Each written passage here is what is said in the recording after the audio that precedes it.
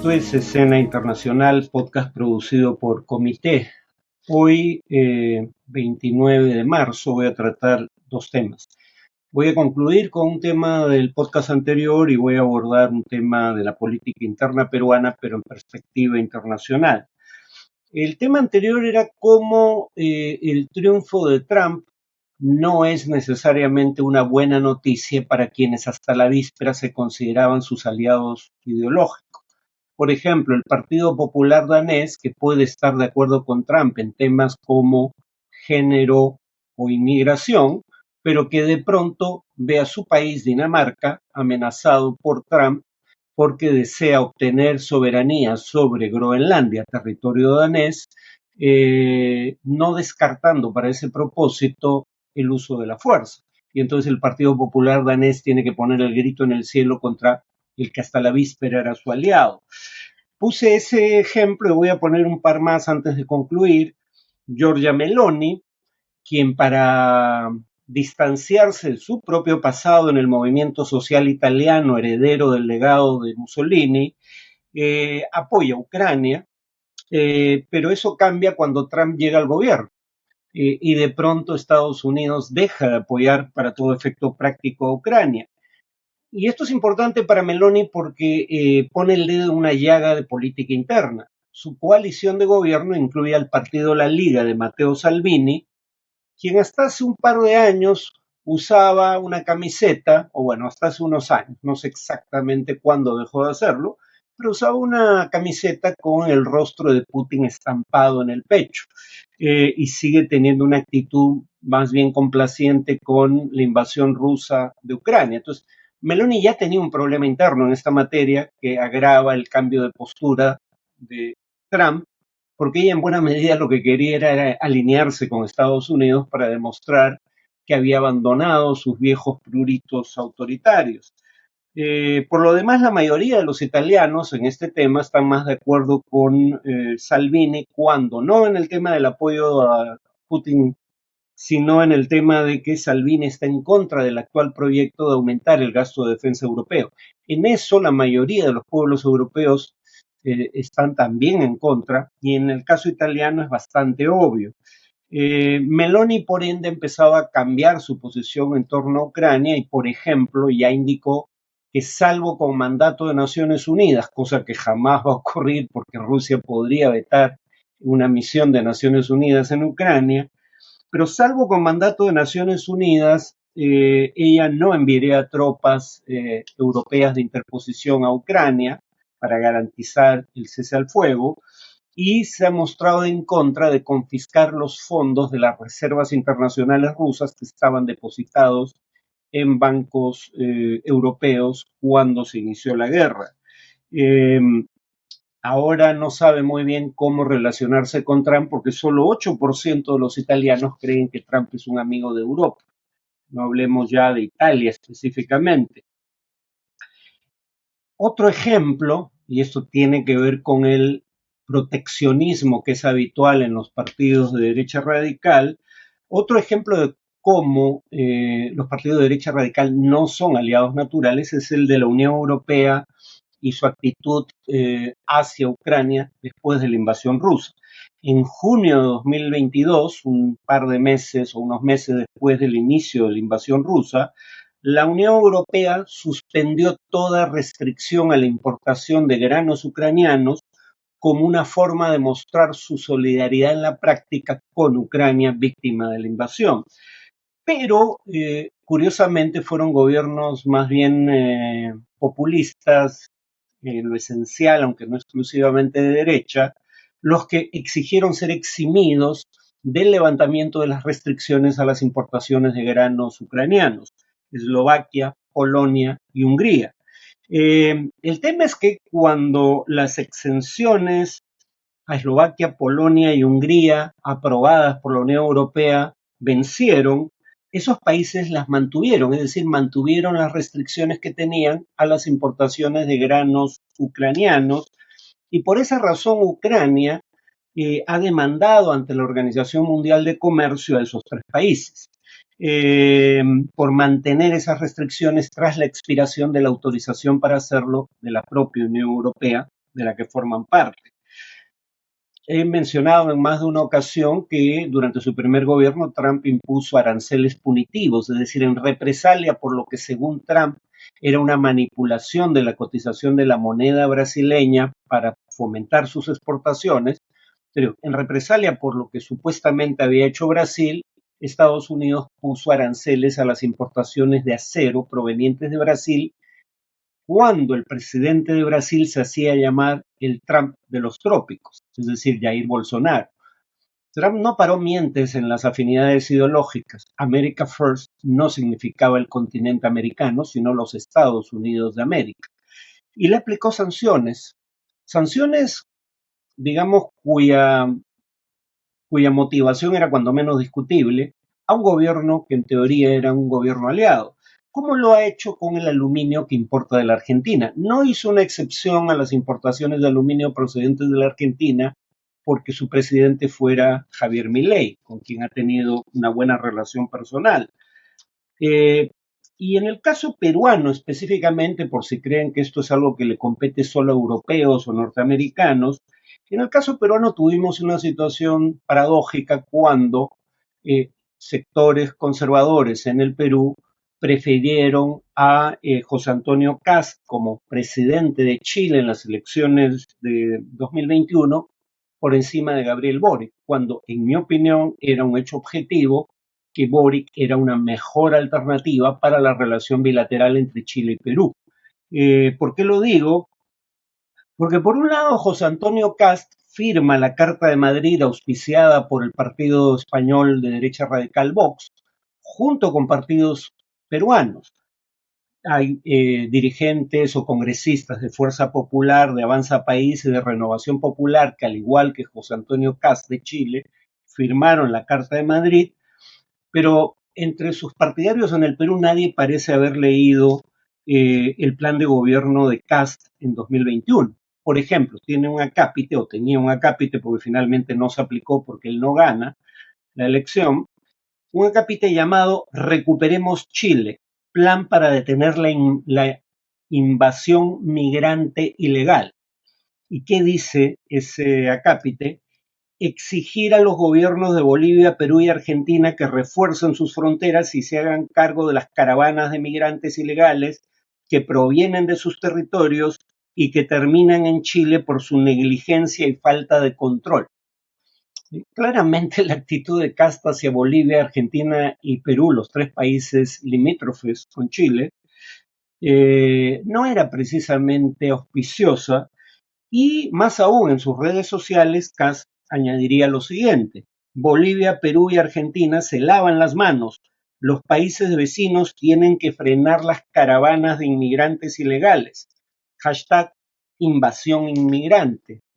Es decir, el mismo término que utiliza Trump, pero para migrantes venezolanos provenientes de esencialmente Bolivia, porque si no recuerdo esas caravanas de inmigrantes ilegales entrando a Chile desde el territorio peruano, es porque no existieron. Si acaso, los venezolanos que entran a Chile lo hacen de manera indocumentada, lo hacen desde Bolivia, no desde Perú. Entonces la pregunta es, ¿por qué conminaría a Perú a cambiar su actitud? Lo dijo el propio Kast a CNN Chile. Estas personas pasan por sus territorios, refiriéndose a Perú específicamente, pero también a la Argentina. Estas personas pasan por sus territorios viniendo a Chile y debiendo ser detenidos en la frontera de Perú con Ecuador o en la frontera de Perú con Bolivia. Y en la misma declaración, Kast decía que proponía cavar una zanja que no pudiera cruzarse a pie en las fronteras con Bolivia y Perú. O sea, el equivalente chileno de haber ganado Kast al muro fronterizo con México de Trump.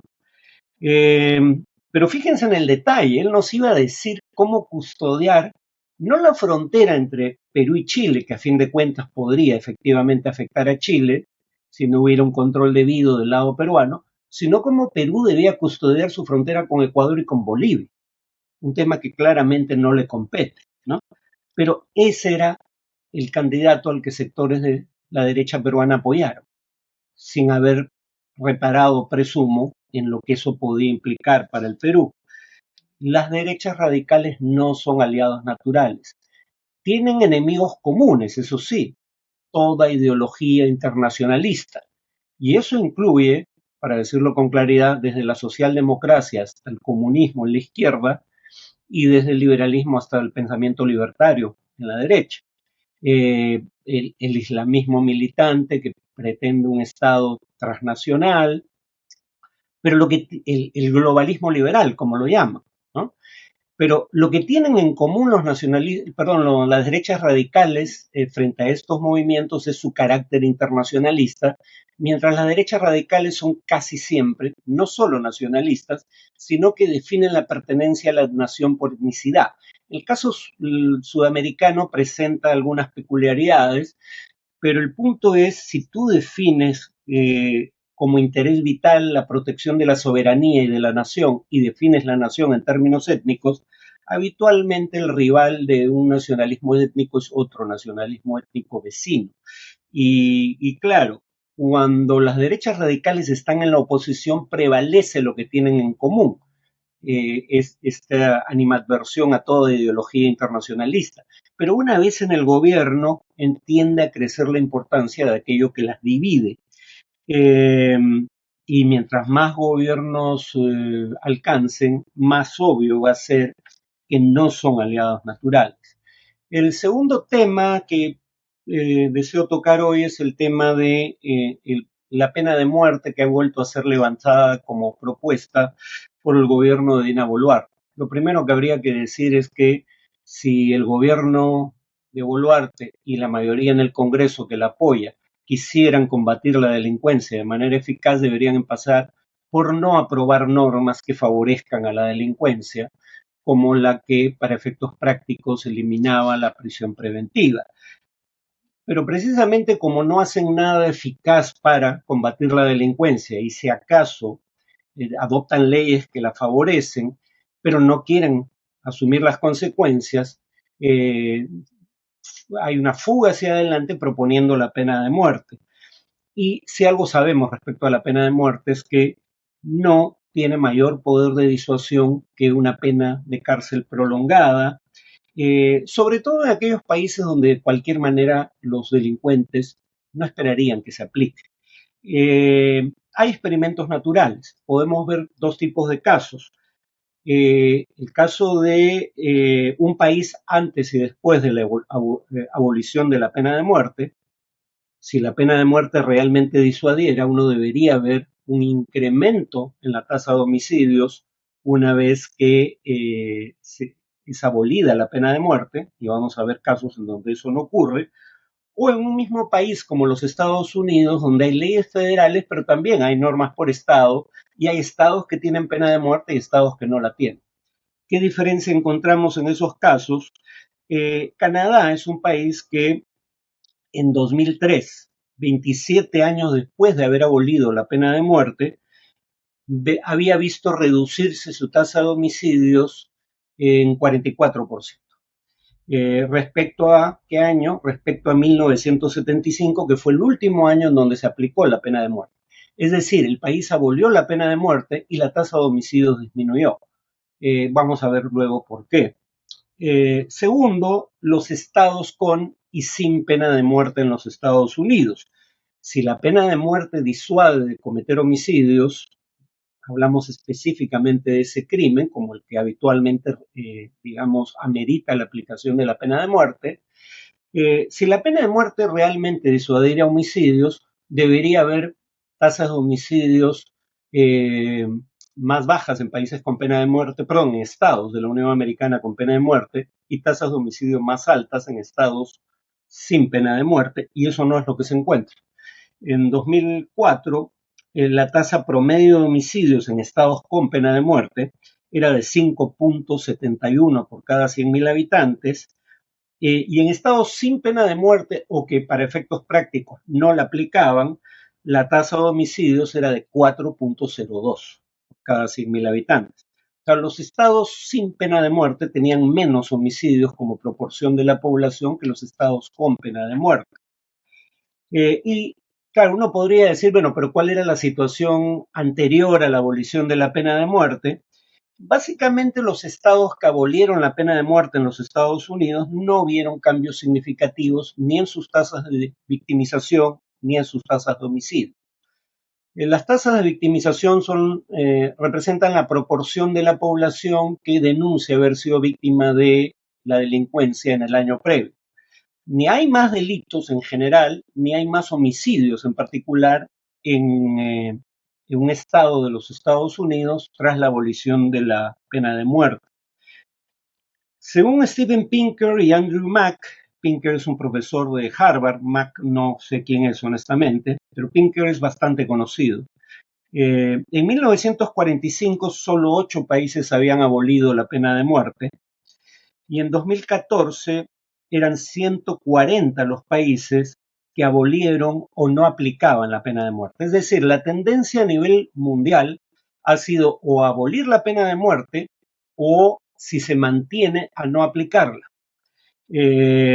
Y según estos autores, entre los 88 países que brindaban información fidedigna, 67, la mayoría de ellos abolicionistas, habían visto caer sus tasas de homicidios entre 2000 y 2014. Nuevamente, abolir la pena de muerte no conduce a mayores tasas de homicidios, lo cual sugiere que la pena de muerte no tiene un efecto disuasivo como se pretende. Muchos hablan del Salvador como modelo a seguir. El Salvador tiene muchos bemoles en su modelo, pero la pena de muerte no es uno de ellos. El Salvador no tiene pena de muerte para ningún delito. Así que si quieren ver a Bukele como modelo, tomen lo bueno, no lo malo. Es un modelo que viola normas de debido proceso y viola derechos humanos. Hay casos de tortura y muerte bajo custodia en prisión, pero no tiene pena de muerte. Y aún así ha tenido logros significativos. No se requiere tener pena de muerte para combatir eficazmente la delincuencia. Y acá el punto fundamental es que la incidencia de delitos tiene múltiples causas. La severidad de las penas es solo una de ellas.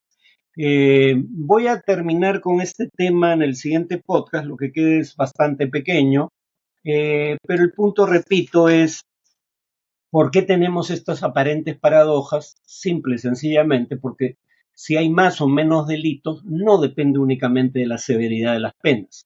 Depende de la acción policial preventiva, de la inteligencia policial, que puede desarticular de mejor manera grupos de crimen organizados, y depende de si los criminales creen verosímil que al ser atrapados terminen en prisión condenados por sus delitos.